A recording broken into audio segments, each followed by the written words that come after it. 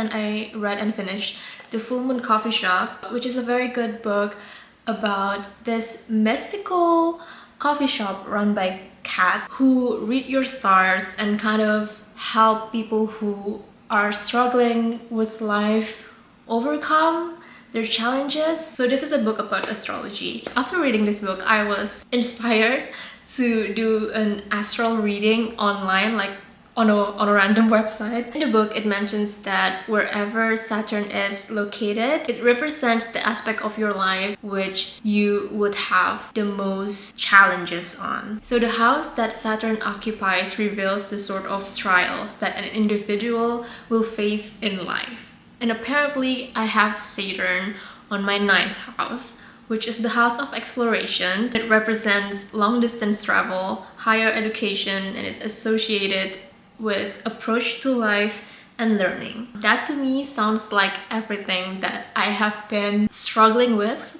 life. Ever since I was little, I feel like I was born with this hole in my heart, this emptiness that just cannot be satiated with anything. And I'm also always looking for something, like some sort of answers from the universe, from God. Why am I alive? What am I meant to do? Why was I born into this world like this? Interestingly, a couple of weeks before, I actually wrote a journal entry which I think was very self-aware regarding my purpose on this life. Maybe the reason why I never get what I want is because I'm just not meant to.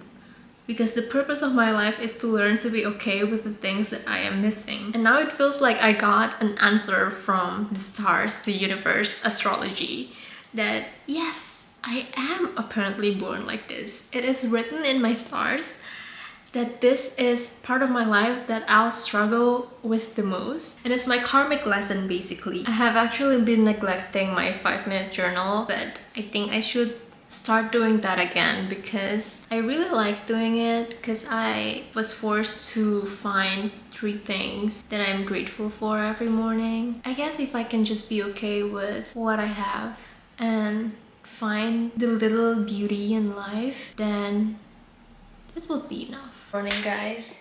Look. Okay. Can't look. Oh my gosh. Just look how much foliage has grown in the span of 3 weeks. I mean, the leaves were just budding 3 weeks ago and now it's a full-blown tree. It's kind of crazy how fast time goes.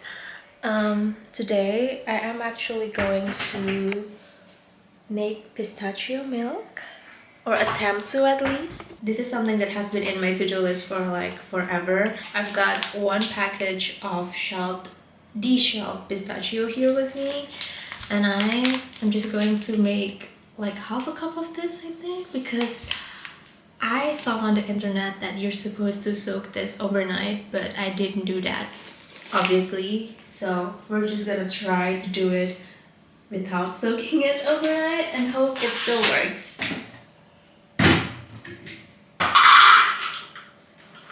2 cups.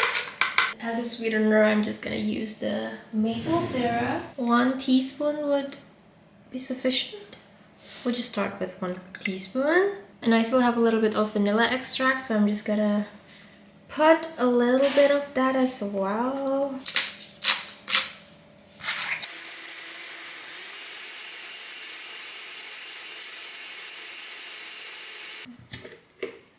Oh my god, it smells so pistachio-y.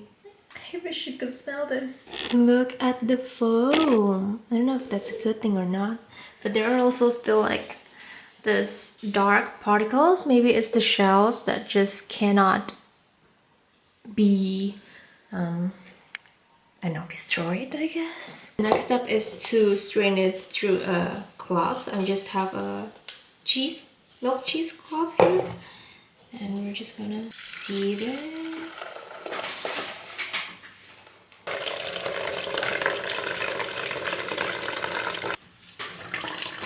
So we have 300 milligrams of pistachio milk. It looks very promising, like it looks a little bit greenish. So let's try it.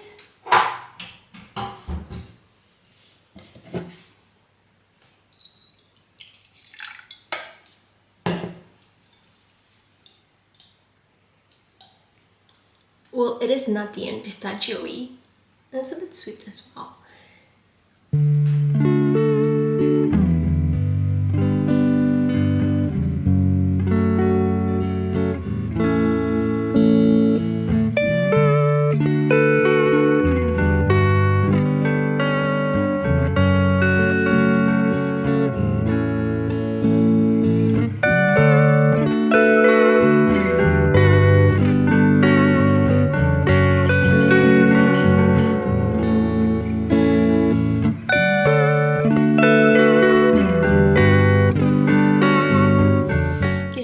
I've been reading this slowly, very slowly since last week. I'm actually just on the second chapter, but I actually heard from a review like some time ago, maybe years ago, that Sylvia Plath was kind of racist.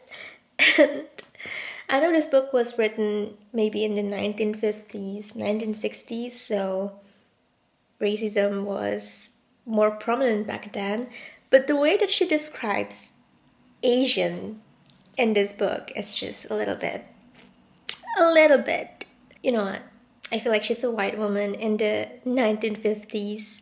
Kind of makes sense that she's not as modern as people these days.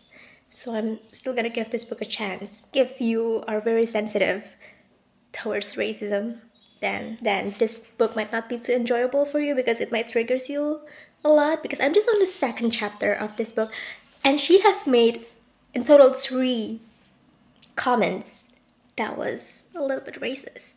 It is lunchtime. I have just air fried some sweet potatoes. We're eating healthier than usual. Oh, it's so hard to film with this camera, but I just don't wanna film with the other one. Oh. This time it's some salmon.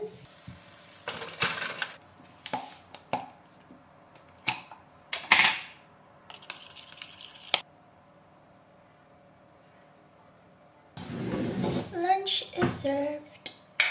Okay, excuse the mess, but I just wanted to show you guys my outfit of the day. It's this brown maxi dress that I just got, and then I'm gonna pair it with a red cardigan because it's still like 18 degrees outside. I got my brown bag, so the theme will be red and brown.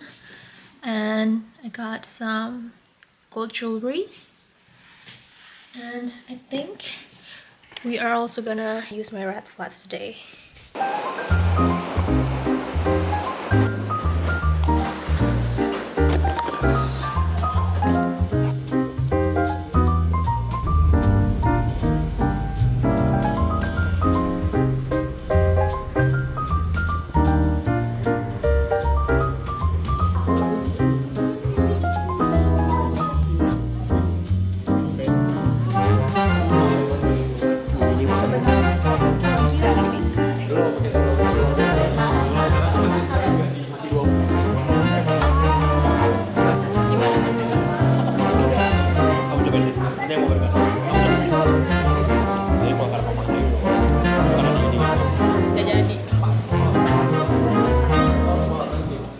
Hi guys, this is actually from the future. I was just editing this video when I thought that I should put like a book review at the end of this video about the bell jar.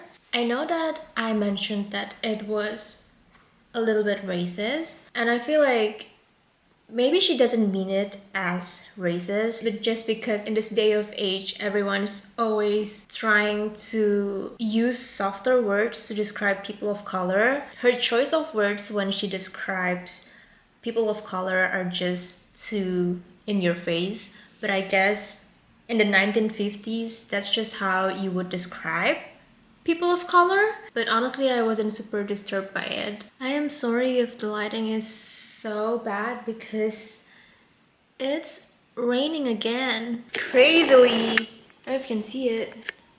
Oh my god, you can see it. It's crazy.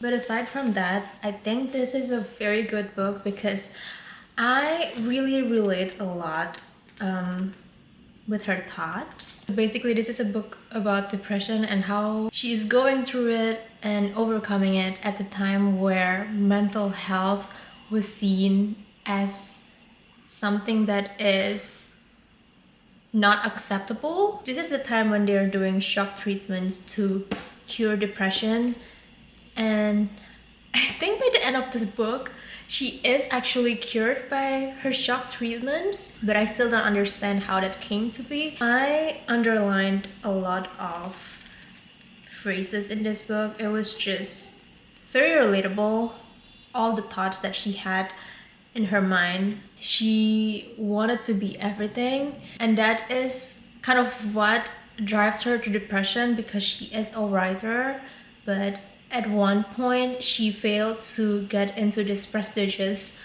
writing class over the summer, and she was just so depressed for not getting what she wanted. For her, it felt like there is no joy in the world anymore. There is no point in continuing living because life is just gonna be like that. There's nothing to look forward to, and I feel that way a lot of the times.